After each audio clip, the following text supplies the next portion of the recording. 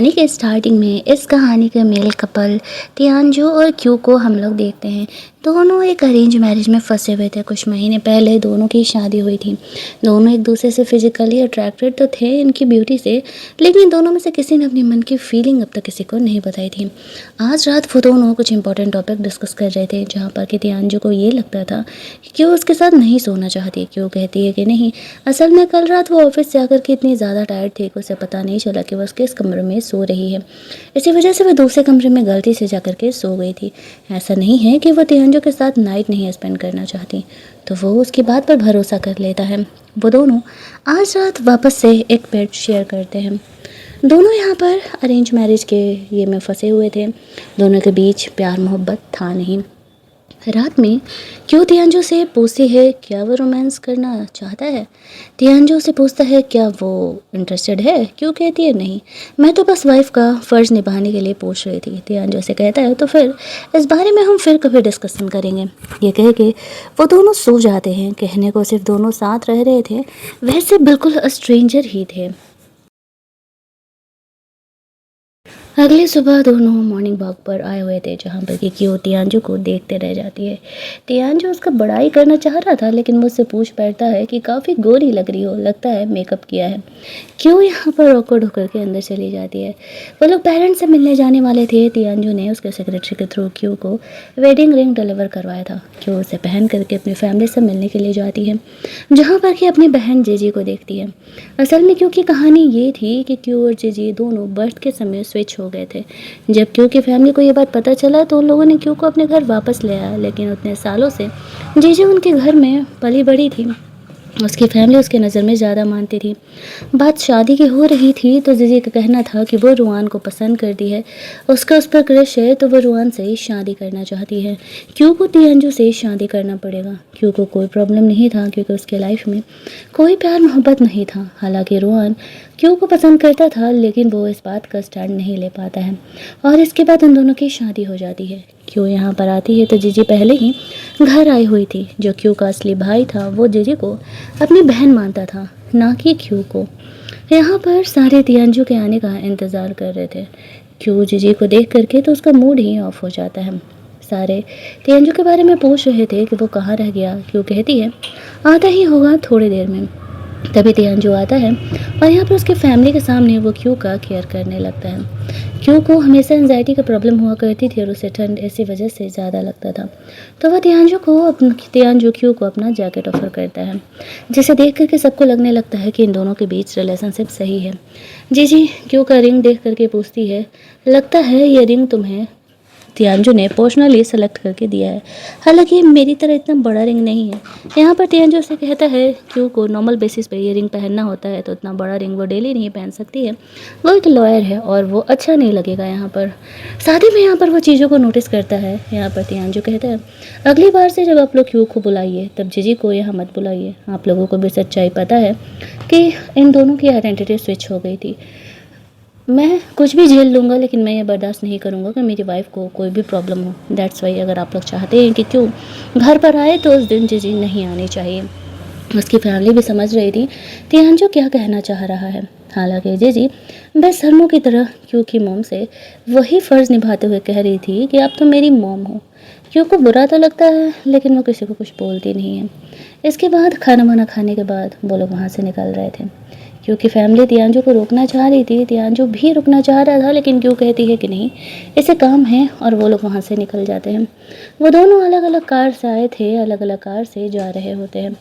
उसके mom dad को लगता है कि शायद तियानजो और क्यों कपल की तरह साथ में नहीं रहते हैं। यहाँ पर जो रुआन था वो क्यों के बारे में जाकर के तियानजो को बताने लगता है। वो तियानजो से थोड़ा ज़्यादा क्यों के बारे में जानता था, तो वो उसे बोलता है कि उसे कोल्ड थोड़ा ज़्यादा लगता है, इस बात का ध्यान रखने। ये बात जीजी सुन लेती है और इस बात पर भड़क जाती है, क्योंकि कहीं ना कहीं उसे इस बात का अंदाज़ा तो था ही कि रुआन क्यों को पसंद करता है। और अब क्यों का इस तरीके से वो फिक्र कर रहा है तो उसे इस बात पर बहुत गुस्सा आने लगता है। इधर तियानजो और क्यों दोनों ही अलग अलग कार से घर के लिए निकल जाते हैं। क्यों को नहीं पता था कि रुआन ने तियानजो से क्या बोला है, और इस पॉइंट पर तियानजो को पता चलता है कि रुआन जो है वो क्यों को पसंद करता है। अगले दिन वो लोग घर पर थे वॉक करने के बाद क्यों तियांजू से पूछती है तुम्हारा वेडिंग रिंग कहाँ है। तियांजू से कहता है मुझे अभी उसे पहनने की आदत नहीं है। क्यों से कुछ भी नहीं कहती है। वह सोचती है कि शायद वो भी इस रिलेशनशिप को थोड़ा सीरियसली ले रही है। आफ्टर दैट वो भी घर जा करके वो वेडिंग रिंग खोल करके रख देती है। तियांजू नहीं पहन रहा है तो भला वो क्यों पहने।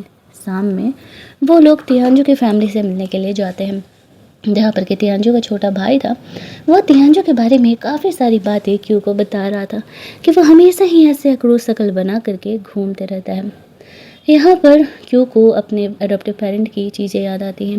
वो लोग हमेशा ही लड़ते रहते थे। यानी फ़िलहाल जो जीजी के मॉम डैड है, जो तियांजू का भाई था, वो क्यू से तियांजू के बारे में काफ़ी फ़नी बातें बोल रहा था।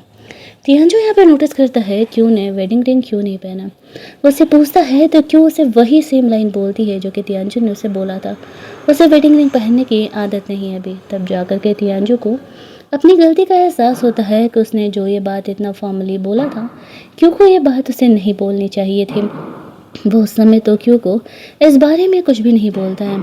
उसके फैमिलीज को नहीं पता था कि उन दोनों के बीच बिल्कुल एक स्ट्रेंजर वाला रिलेशन चल रहा है, शादी के इतने दिनों बाद भी। यहाँ तक कि वो दोनों अब तक इंटीमेट भी नहीं हुए थे। बाहर जाकर के तियांजू सेक्रेटरी को कहता है कि क्यू वाला जो कपल रिंग था वो ला करके मुझे दे देने के लिए, मुझे भी वो पहनना है। उसका सेक्रेटरी तियांजू को वो रिंग डिलीवर करता है।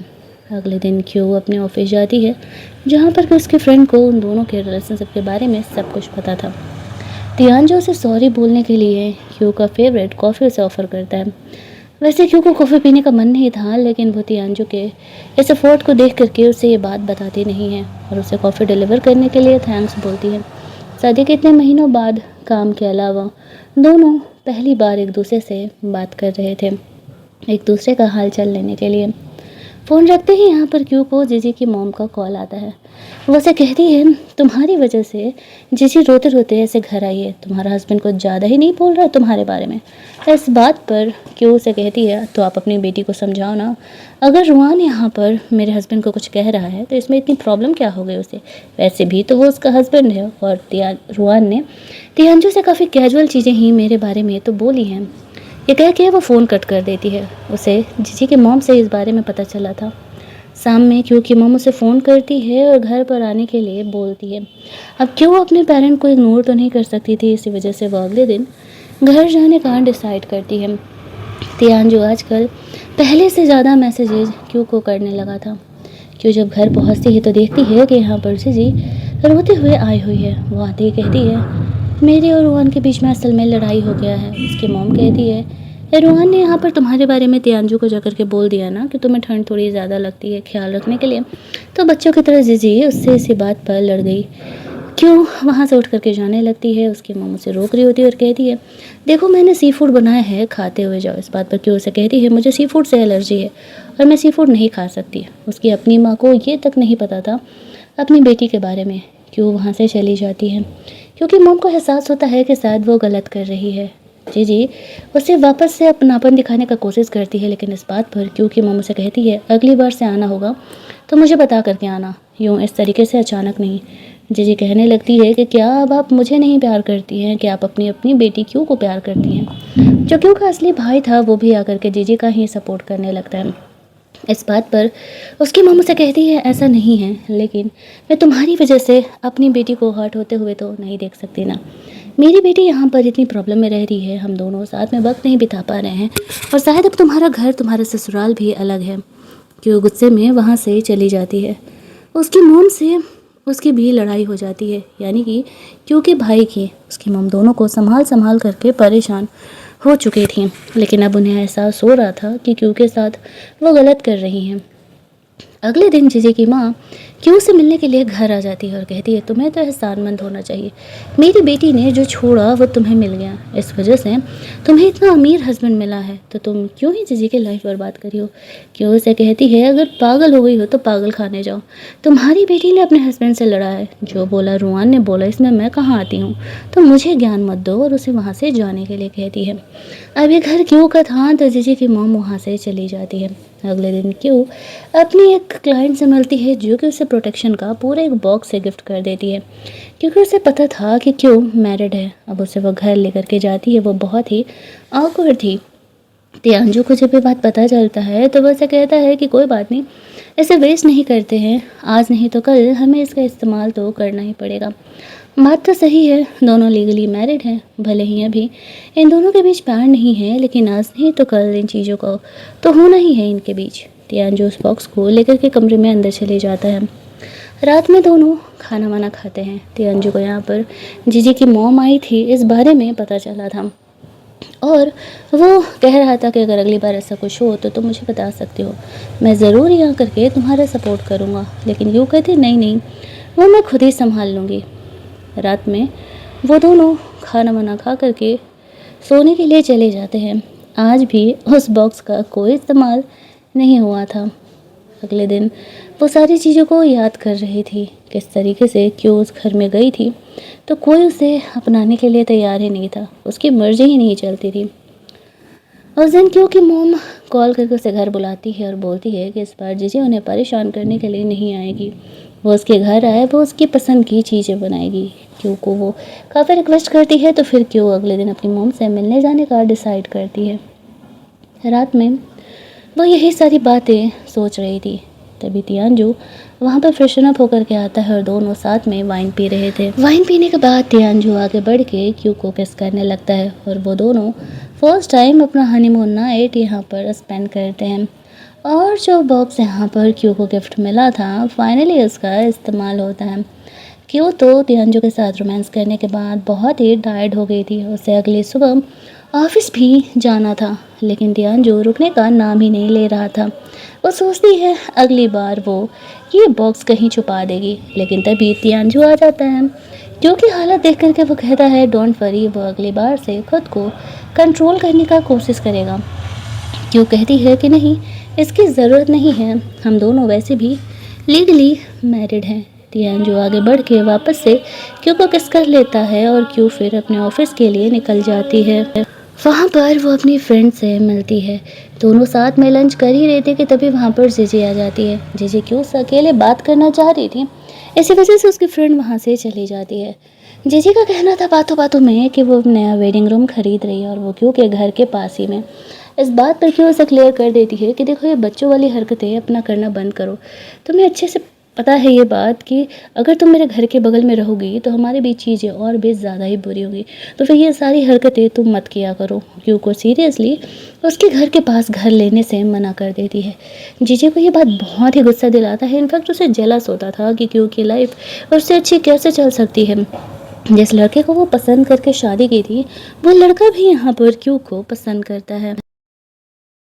जीजी के जाने के बाद क्यू को तियांजू का मैसेज आता है और वो उसके साथ डिनर अरेंज कर रहा था, तो क्यू उसे मना नहीं करती है। पहली बार तियांजू अपने साइड से एफर्ट लगा रहा था। तियांजू ने उसे अपने ऑफिस से बुला लिया था वेट करने के लिए थोड़ी देर। क्यू वहाँ पर पहुँचती है तो उसके ऑफिस की एक लड़की यहाँ पर आई हुई थी और वो जानबूझ करके उन दोनों के बीच मिसअंडरस्टैंडिंग क्रिएट करना चाह रही थी, लेकिन क्यू सब कुछ संभाल लेती है। दोनों साथ में डिनर करने के लिए जाते हैं, जहाँ पर कि तियांजू को जीजी के बारे में क्यों नहीं बताती है। जो कस्टमर ने उसे वो प्रोडक्शन का बॉक्स दिया था वो उसे मिलती भी है। यहाँ पर वो क्यों और तियांजू की जोड़ी की काफ़ी बड़ाई कर रहे थे। दोनों साथ में खाना वाना खाते हैं। क्यों ने डेट पर आने के लिए आज थोड़ा एक्स्ट्रा मेकअप किया था तो तियांजू उसका बड़ाई करता है। साथ ही में क्यों के लिए उसने बिजनेस ट्रिप से खूबसूरत सा ब्रेसलेट खरीदा था जो कि उसे वो गिफ्ट करता है। रास्ते में तियांजू उसके शोल्डर पर सर रख के सोते हुए घर पहुंचती है। रात में जब क्यों नहा करके आती है तब वो अपना नाइट गाउन भूल गई थी। तियांजू जहाँ बैठा हुआ था वो वहीं पर रखा था। वो ऑकवर्ड होकर के अपना नाइट गाउन लेने के लिए जाती है। उसे ऐसा लगता है कि कहीं तियांजू को ये न लगे कि उसे अपने साथ रोमांस करने के लिए हिंट कर रही है, लेकिन यहाँ पर वैसे भी चीज़ें रुकती नहीं है। क्यू के फ्रेशन अप होकर के आने के बाद तियांजू क्यू के साथ रोमांस करता है। क्यू अगले दिन वापस से बहुत टायर्ड थी। वो उसे कहता है कि चलो मैं तुम्हें ऑफिस के लिए छोड़ देता हूँ, क्योंकि मम ने कॉल किया था क्यू और तियांजू के आने के लिए, तो क्यू तियांजू को रिसीव करने के लिए उसके ऑफिस पहुंच जाती है, जहां पर कि वो वहां पर उसी लड़की से वापस से मिलती है जो कि पिछली बार इनके बीच मिसअंडरस्टैंडिंग क्रिएट करने का कोशिश की थी। और यहाँ पर वो लड़की आज ये दिखा रही थी कि असल में क्यू के पास जो ब्रेसलेट है जो कि तियांजू ने उसे गिफ्ट किया है उसी का सेट या नेकलेस तियानजू ने उसे गिफ्ट किया है। हालांकि क्यों तियानजू के कैरेक्टर को जानती थी और वो इतनी बेवकूफ़ नहीं थी। तियानजू ऐसा तो कभी नहीं करेगा, इनफैक्ट कोई लड़का ऐसा नहीं करेगा ताकि सामने वाले को डाउट हो। जब तियानजू का सेक्रेटरी आता है, क्यों जानबूझ करके उसके सेक्रेटरी के सामने ये बात निकालती है। मुझे तो इस लड़की का नेकलेस कुछ ज़्यादा ही पसंद आया, मैचिंग है ना मेरे ब्रेसलेट के। अब उसका सेक्रेटरी समझ जाता है कि वो क्या कहना चाहती है। इस बात पे वो खुल के क्यों को एक्सप्लेन करता है कि असल में तियानजू ने तुम्हारे लिए जब भी ब्रेसलेट खरीदा था तो वो लड़की उस समय उसी शॉप में थी और उसने अपने पैसे से वो नेकलेस खरीदा है, तियानजू ने उसे गिफ्ट नहीं किया है। तो यहाँ क्यों बस स्माइल करते हुए वहाँ से निकल जाती है और वो लड़की कुछ नहीं बोल पाती है।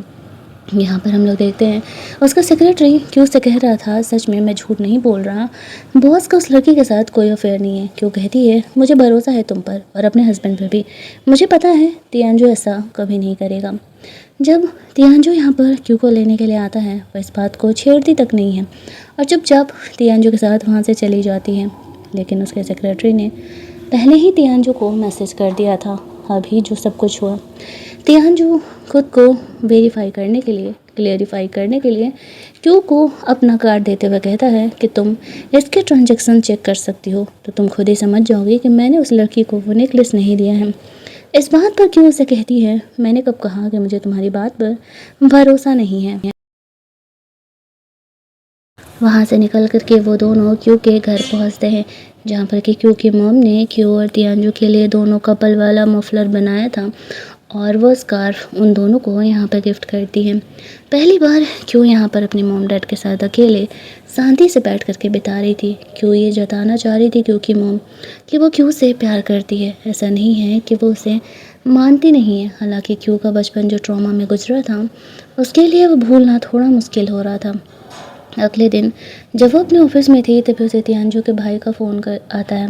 वो क्यू के भाई से लड़ाई करने के बाद पुलिस स्टेशन पहुंच गया था। अब उसने यहाँ पर क्यू को कॉल किया था ताकि बात तियानजू तक ना पहुँचे। अब उस पर अगर केस हो जाता तो पंगा हो जाता है। इसी वजह से क्यू अपना सारा दिमाग लगा करके उसे सेव करते हुए वहाँ से लेकर के जाती है।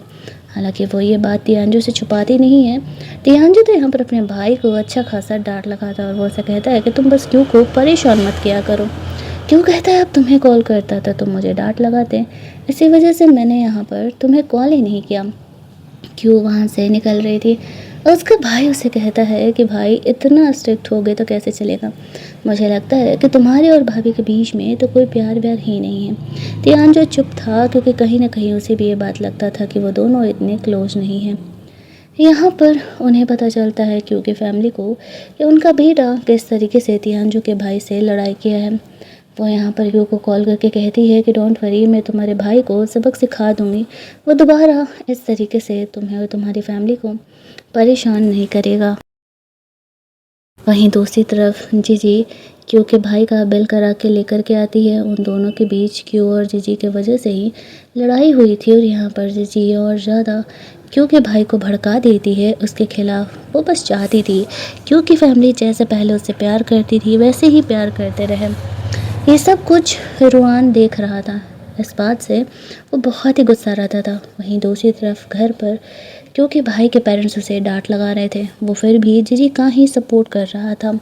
इस बात पर उसकी फैमिली उसे बहुत ही डांट लगाती है। क्यों यहाँ पर आती है, इन सब का जिम्मेदार वो क्यों को ठहरा रहा था। तियानजू यहाँ पर क्यों को सेव करने के लिए आता है। क्यों यहाँ पर अपने भाई से कहती है कि तुम्हें पता भी है कि मैंने तुम्हारी बहन को क्यों डांटा था। जीजी यहाँ पर मुझसे बिना पूछे मेरे ही घर के पास अपना वेडिंग रूम खरीद रही थी। मुझे पता था कि अगर उसने ऐसा किया तो हम दोनों हमेशा ही लड़ते रह जाएंगे। हम दोनों एक दूसरे को पसंद नहीं करते हैं तो फिर एक दूसरे के पास रह करके एक दूसरे का लाइफ डिस्टर्ब करने का क्या मतलब है। जब ये बात उनके पेरेंट को पता चलता है तो वो लोग भी यहाँ पर जीजी के इस हरकत पर बहुत ही गुस्सा करने लगते हैं। लेकिन जो क्यों का भाई था उसे तो उनकी बातों पर ट्रस्ट ही नहीं हो रहा था, वो जीजी का ही सपोर्ट कर रहा था। लेकिन उसके पेरेंट यहाँ पर क्यू का सपोर्ट करते और कहते हैं तुमने बहुत सही किया, अगर वो बचकानी हरकत कर रही है तो किसी को तो उसे सबक सिखाना था। तियानजू और क्यू वहाँ से बाहर निकलते हैं। अभी जो कुछ हुआ उस चीज़ को लेकर के तियानजू थोड़ा सा क्यू से गुस्सा था, इसलिए क्योंकि क्यू ने ये सारी बातें उसे पहले क्यों नहीं बताई। क्यों यहाँ पर तियांजू के लिए एक प्यारा सा रिंग और फ्लावर बुके लेकर के आई हुई थी। दोनों वहाँ से घर जाते हैं। तियांजू धीरे धीरे प्यार करना सीख रहा था। वो आगे बढ़ के क्यू को किस करने लगता है। वो दोनों यहाँ पर रोमांस करते हैं। अगली सुबह क्यू अपने ऑफिस में थी। क्यू पहले के कंपेयर में काफ़ी ज़्यादा खुश रहने लगी थी। तियांजू उसे मैसेज करता है। वो दोनों अपने डेट्स साथ में प्लान करते रहते थे। तियांजू यहाँ पर अपना बिजनेस डीलिंग भी साथ में संभाल रहा था। उसे क्यू से मिलने का मन था तो वो उसके ऑफिस पहुँच जाता है। क्यू को नहीं पता था कि तियांजू यहाँ पर आया हुआ है। अब क्यू ने डिनर नहीं किया था, वो मोस्टली अपना डिनर स्किप कर दिया करती थी। यहाँ पर तियांजू क्यू के ऑफिस का हालत देखता है कि इस तरीके से बिखरा हुआ है। क्यू काम में इतना बिजी रहती थी कि ऑफिस समेटने तक का उसे फुर्सत नहीं रहता था। वो क्यू को डिनर दे करके उसके पूरे ऑफिस को सेटल करता है। क्यू को ये चीज़ तियांजू की बहुत ही अच्छी लगती है। दोनों साथ में बैठ करके खाना वाना खाते हैं। तियांजू उसे कहता है अगली बार से अगर जीजी या उसकी फैमिली उसे परेशान करे तो वो उसे बता सकती है। भले उनके बीच प्यार नहीं है लेकिन रिस्पॉन्सिबिलिटी तो पूरी है। तियांजू ज़रूर ही क्यू को प्रोटेक्ट करेगा और कहीं ना कहीं उसे ये चीज़ें दिख रही थी कि तियांजू ये काम कर भी रहा है। फिर वो उसे साथ ही लेकर के घर निकलता है, जहाँ रास्ते में क्यू वापस से सो रही थी। वो तियांजू के साथ काफ़ी नॉर्मल फील करती थी। दैट्स वाई वो मोस्टली उसके साथ सो जाया करती थी। अगले दिन क्यू रेडी वेडी हो करके तियांजू के साथ शॉपिंग के लिए निकलती है। वो बहुत ही हॉट सा ड्रेस पहनी हुई थी और तियांजू ऐसा नहीं चाहता था। दैट्स वाई वो उसे अपना जैकेट पहनाने के लिए दे देता है, ये बहाना करके कि क्यू को ठंड थोड़ी ज़्यादा लगती है ना। वो दोनों पहुंचते हैं ज्वेलरी शॉप पर रिंग बाय करने के लिए, जहां पर के जीजी और रुआन भी आए हुए थे। अब यहाँ पर एक और पंगा ये हो जाता है कि असल में रुआन ने जब उसकी बात क्यू से शादी की थी तब उसके लिए एक रिंग ऑर्डर करवाया था और वह रिंग अब डिलीवर हो रहा था। ये बात जीजी को पता चलता है तो वह इस बात पर भी लड़ने लगती है। मतलब जहाँ रुआन की गलती ना हो वहाँ पर भी वो उससे बहस किया कर रही थी। क्यू को इस बात से कोई मतलब ही नहीं था कि आखिरकार जीजी और रुआन के बीच क्या चल रहा है। उसने जिस दिन तियांजू को चूज किया वो पूरी तरीके से यहाँ पर रुआन से अपना फियोंसे वाला रिश्ता तोड़ चुकी थी। जीजी गुस्सा होकर के शॉप के बाहर निकल जाती है और रुआन को काफ़ी बेइज्जती महसूस हो रहा था। वो दोनों इस बात पर काफ़ी देर तक लड़ते हैं। रुआन यहाँ पर जीजी को एक्सप्लेन भी करता है कि आखिरकार हुआ क्या था, लेकिन जीजी उसे कहती है कि तुम्हें क्या लगता है, मुझे पता नहीं है कि तुम अब भी क्यू को पसंद करते हो, इसी वजह से तुमने वो वेडिंग रिंग भी कैंसिल नहीं करवाया था। रुआन के पास कहने के लिए कुछ भी नहीं था। हालांकि वो पसंद क्यू को अब भी करता था लेकिन वो जीजी के लिए पूरी तरीके से लॉयल था और वो उसे छोड़ने का भी नहीं सोच रहा था। लेकिन जो उसकी हरकतें थी ना वो उससे इरिटेट हो चुका था। वहाँ से बाहर निकलने के बाद तियांजू क्यू से कहता है तो तुमने इस रिंग वाले मैटर के बारे में क्या सोचा, क्योंकि जीजी की फैमिली तक ये बात पहुँचेगा वो लोग दोबारा ज़रूर ही तुम्हें परेशान करेंगे। इस बात पर क्यू स्माइल करते हुए कहती है कि वो इस प्रॉब्लम को तो तुरंत ही सॉल्व कर देगी। अगले दिन तियांजू क्यू को अपने दोस्तों से मिलने के लिए लेकर के जाता है। क्यू पहली बार तियांजू के दोस्तों से मिल रही थी। साथ में कुछ देर वक्त बिताने के बाद वो दोनों वहाँ से निकलते हैं। घर पहुँचने के बाद दोनों के बीच कुछ रोमांटिक मोमेंट क्रिएट होता है, जहाँ पर कि दोनों एक दूसरे को किस करते हैं। तियांजू हर बार क्यू को बहुत ज़्यादा ही टाइट कर देता था। क्यू उसे समझा करके थक गई थी कि भाई थोड़ा आराम से, उसे अगले दिन ऑफिस भी जाना होता है। लेकिन तियांजू उसकी बात सुनने के लिए तैयार ही नहीं था। अगली सुबह वो एज यूजुअल अपने ऑफिस के लिए निकलती है। तभी वहाँ पर जीजी की मॉम उससे मिलने के लिए आ जाती है। उसे तो पता ही था कि वो ज़रूर ही वापस से उससे मिलने के लिए आएगी। यहाँ पर वो उल्टे क्यू को ही गुस्सा करते हुए कहती है कि ये सब कुछ तुम्हारी वजह से हो रहा है।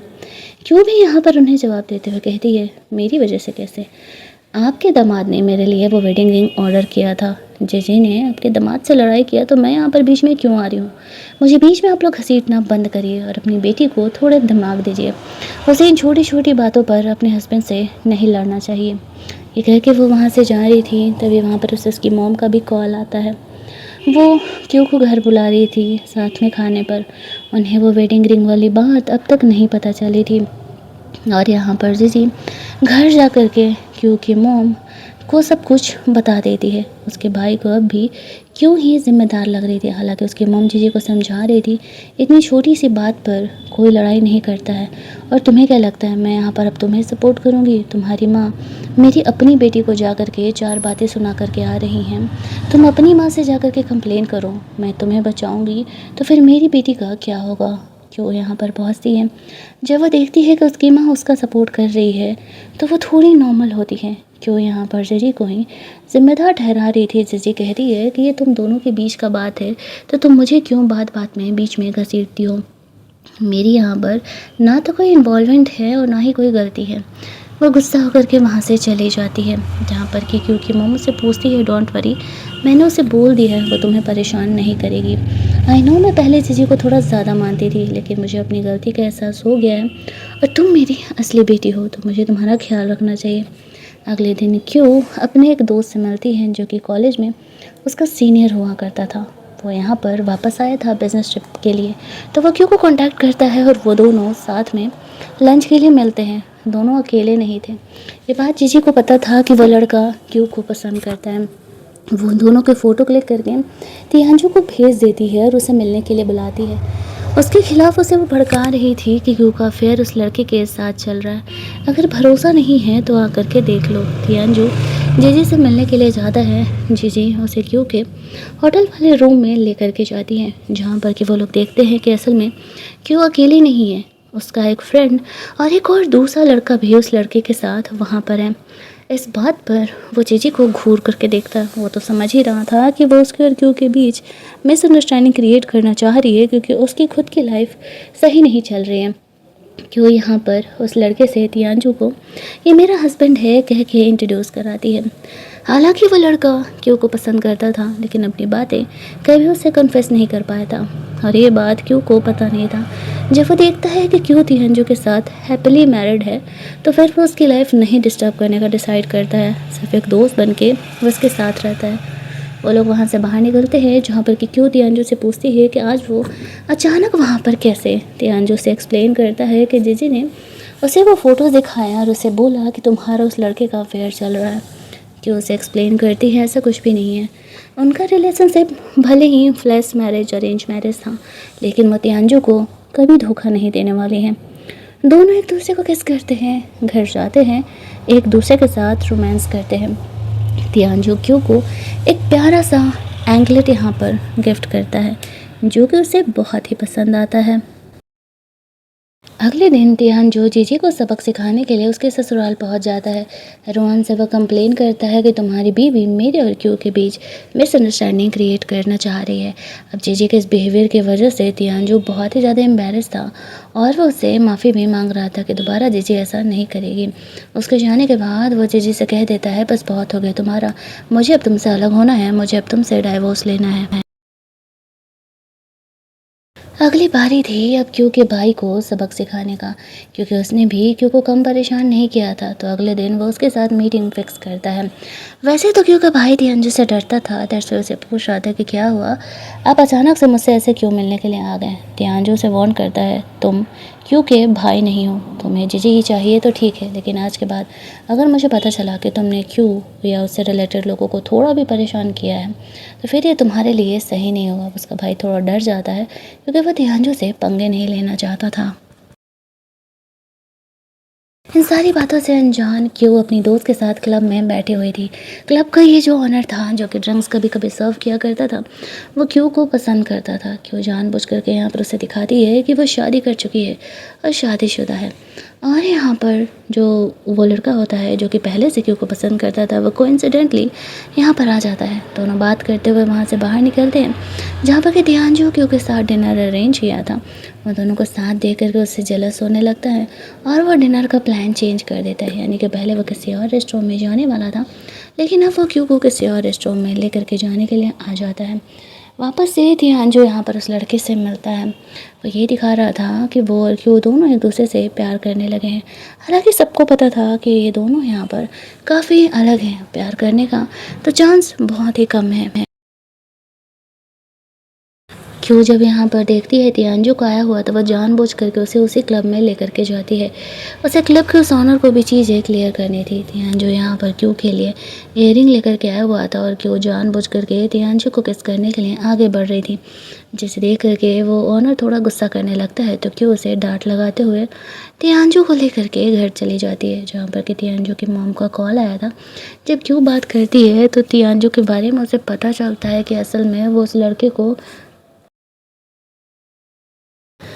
उस लड़के से जेलस होकर के यहाँ पर क्यू के साथ बनाया हुआ वो डिनर प्लान उसने चेंज कर दिया था। कहीं ना कहीं वो इस बात को लेकर के थोड़ा स्माइल भी करने लगती है, क्योंकि ये बातें साफ जाहिर कर रही थी कि तियांजू उसे पसंद करने लगा है, तभी तो वो उसे लेकर के जेलस हो रहा था। तियांजू यहाँ पर फ्रेशन अप हो रहा था तो क्यों वॉशरूम में एंटर करती है और कहती है कि तुम्हें यहाँ पर जेलसी हो रही थी उस लड़के को साथ देख करके, तो तुम्हें मुझे ये बात बतानी चाहिए थी। वो दोनों यहाँ पर एक दूसरे के साथ रोमांस करते हैं। हालांकि तियांजू अपनी फीलिंग को एक्सेप्ट नहीं करता है और वो बस ये चाह रहा था कि वो थोड़ा वक्त ले क्यू के साथ अपने रिलेशनशिप को कंफर्म करने के लिए, लेकिन उसकी हरकतें तो कुछ और ही बता रही थी। कहीं ना कहीं क्यू भी तियांजू को पसंद करने लगी थी और वो जल्दी ही उसे कन्फेस करने के बारे में सोच रही थी। अगली मॉर्निंग तियांजू ने पर्सनली क्यू के लिए भी ब्रेकफास्ट बनाया था। वो दोनों साथ में खाते हैं और क्यू अपने ऑफिस के लिए निकल जाती है। यहीं दूसरी तरफ हम लोग देखते हैं क्योंकि मॉम को, जो यहाँ पर अपने ऐसे दोस्तों की गैदरिंग में गई हुई थी। वहाँ पर जो लोग जीजी की मॉम के बारे में जानते थे बता रहे होते हैं पता नहीं क्यों ने अपना बचपन कैसे निकाला था। वो बेचारी इतना सब कुछ झेली थी यहाँ पर। जब भी बात तियांजू के मॉम को पता, क्यों के मॉम को पता चलता है कि उनकी असली बेटी ने इतना सब कुछ झेला है तो उसे क्यों के लिए बहुत ही बुरा लगने लगता है। घर जाने पर उसका भाई अभी अपनी मॉम डैड से लड़ रहा था, क्योंकि तियांजू ने भी उसे डांट लगाया था। इस बारे में उसकी मॉम उसे थप्पड़ मार देती है। कहती है कि तुम्हें पता भी है कि तुम्हारी बहन ने बचपन में क्या कुछ झेला है। अगर तुम उसे अपना नहीं सकते हो तो फिर ठीक है, उसे छोड़ दो। तुम भी ये घर छोड़ करके जा सकते हो, लेकिन मैं अपनी बेटी को नहीं छोड़ने वाली हूँ। ये कह के वो वहाँ पर क्यों कहीं सपोर्ट कर रही थी। उसका भाई उसे सोचता है कि आखिरकार मेरी मॉम को कौन सी पट्टी पढ़ा दी है क्यों ने, जो कि वो उसे इतना ज़्यादा अब मान रही है। वो गुस्से में वहाँ से निकल जाता है, क्योंकि मॉम अपने हस्बैंड को बताती है कि क्यों ने बचपन में क्या कुछ झेला है तो उन्हें भी अपनी बेटी के लिए बहुत ही बुरा लगने लगता है। अगले दिन क्यू अपनी दोस्त के साथ एक लड़कों का वही बॉडी बिल्डिंग कंपटीशन देखने के लिए गई हुई थी, जहाँ पर कि तियांजू को पता चलता है ये बात, तो वो और ज़्यादा जेलस फील इस बात को करने लगता है। हालांकि क्यू इस बात को समझ नहीं पाती है और वो नॉर्मली उसे फ़ोन पर बात करके यहाँ पर फ़ोन रख देती है। अब क्यू बहुत ही जेलस हो रहा था, उसे समझ नहीं आ रहा था कि वो क्यू से अपनी इन फीलिंग को किस तरीके से एक्सप्रेस करे। उसके फ्रेंड का कहना था कि कहीं तियांजू इनसिक्योर ना फील कर रहा हो, इसलिए तुम यहाँ के वीडियोस बना करके उन्हें भेज दो। तो क्यों वही करती है। तियांजू ये देख करके और ज़्यादा ही इनसिक्योर फील करने लगता है। क्यों उस लड़के से वापस से कॉन्सिडेंटली मिलती है।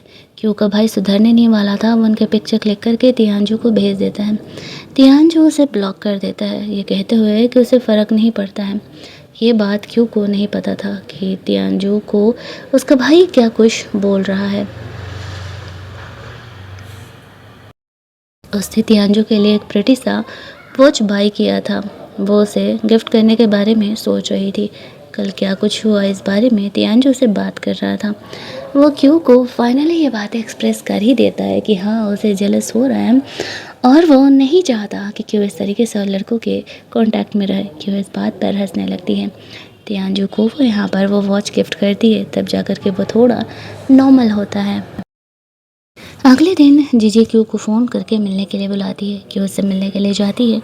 जीजी शो ऑफ कर रही थी कि मेरा असली भाई आ चुका है। असल में जीजी का जो बड़ा भाई था वो कुछ टाइम पहले बिजनेस ट्रिप के लिए निकला था। जीजी उसे कहती है अब सब तुम्हें सपोर्ट कर रहे थे, इस बात पर खुश होने की ज़रूरत नहीं है। तुम्हारी तो अपनी फैमिली हो करके भी तुम्हारी अपनी नहीं है। देखो मेरी फैमिली अपनी है और सब मुझसे कितना प्यार करते हैं। हालांकि क्यों उसे उस समय ज़्यादा कुछ नहीं बोलती है। वहीं दूसरी तरफ लोग जीजी के बड़े भाई को देखते हैं, जो कि असल में क्यू को अपनी बहन मानता था। उसे पता था कि जीजी ये बचपकानी हरकतें क्यों करती है और वो क्यू को जानबूझ करके परेशान करते रहती है। घर वापस आने पे भी वो अपने मॉम डैड को वार्न करता है कि वो लोग क्यों के लाइफ को डिस्टर्ब ना करें। अब उसका भाई ऐसे कमाता था तो उसके फैमिली वालों को अपने बड़े बेटे की बात तो माननी ही पड़ती है। दूसरी तरफ हम लोग देखते हैं कि जीजी का बड़ा भाई रोहन से मिलने के लिए जाता है, जहाँ पर कि रोहन कह रहा था कि वो जीजी से डाइवोर्स लेने वाला है। इस बात पर उसका भाई उससे सीधे तरीके से कह देता है डाइवोर्स तो नहीं होने वाला है। पहली बात, तुम दोनों का जो बिजनेस कॉपरेशन है इस वजह से डाइवोर्स नहीं होने वाला है। दूसरी बात, जीजी बेवकूफ़ वो है और तुम थोड़े ज़्यादा ही अकड़ू हो, तो तुम दोनों अपने रिश्ते को कैसे संभालना है इस बारे में सोचो, ना कि रिश्ता तोड़ने के बारे में। तभी वहाँ पर क्यों तियांजू के साथ गुजर रही थी, वो अपने भाई को देखती है तो उससे बात करने के लिए चली जाती है। दोनों ही यहाँ पर काफ़ी इमोशनल हो जाते हैं। शादी के बाद पहली बार यहाँ पर क्यों अपने भाई से मिल रही थी, वो कहती है मैंने आपको बहुत मिस किया। उसका भाई कहता है सॉरी बहन, मुझे अर्जेंटली जाना पड़ा था। यहाँ पर हम लोग देखते हैं कि जो उसका भाई था उससे तियांजू को वो इंट्रोड्यूस कराती है और बोलती है कि ये मेरा हस्बैंड है। फ्लैशबैक में उसे याद आता है जैसे उनकी शादी की बात हो रही थी, जीजी ने कितना टैंट्रम किया था, वो तो घर ही नहीं आई थी, उस प्लेस पर आई ही नहीं थी, क्योंकि उसकी शादी यहाँ पर तियांजू से कराया जा रहा था और सारी फैमिली मेम्बर जीजी को छोड़ करके यहाँ पर जीजी को ढूंढने के लिए निकल गए थे। सिर्फ वहाँ पर तियांजू ही बैठा था उसके साथ। इसी वजह से क्यों ने तियांजू से शादी करने के लिए हाँ कहा था। वो ये सारी बातें अपने भाई को बताती है। उसका भाई भी ये सोचता है कि चलो मेरी बहन अब अगर तियांजू के साथ खुश है तो ये अच्छी बात है। तियांजू और क्यू के लाइफ के बीच सारी चीज़ें ठीक हो चुकी थी। उसके भाई से बात करने के बाद तियांजू क्यू को लेने के लिए जाता है। अगले दिन तियांजू और क्यू को उन लोगों ने साथ मिलने के लिए इनवाइट किया था, जहाँ पर कि वो उनसे मिलने के लिए जाते हैं, क्योंकि बचपन के बारे में तियांजू को बहुत सारी बातें यहाँ पर उसका भाई बता रहा था। और हम लोग देखते हैं कि यहाँ पे जो है वो जानबूझ करके थोड़ा उसे जेलस भी फील कराना चाह रहा था, लेकिन तियांजू अब समझ चुका था कि क्यों जब उसे प्यार करती है तो फिर उसे जेलस होने की तो ज़रूरत ही नहीं है। वहीं दूसरी तरफ हम लोग देखते हैं कि यहाँ पे तियांजू अब नॉर्मल रह रहे थे उनके घर वालों के साथ, और कहानी की यहाँ पर एक हैप्पी एंडिंग कर दी जाती है। अगर आपको ये कहानी अच्छी लगी होगी, वीडियो को लाइक और शेयर करना मत भूलना। चैनल को सब्सक्राइब कर लेना ताकि नए वीडियोज़ के नोटिफिकेशन आपको मिलते रहें। चलिए जल्दी से मिल लेते हैं हम लोग एक और नई कहानी के हिंदी एक्सप्लेनेशन में। तब तक के लिए कीप लिसनिंग।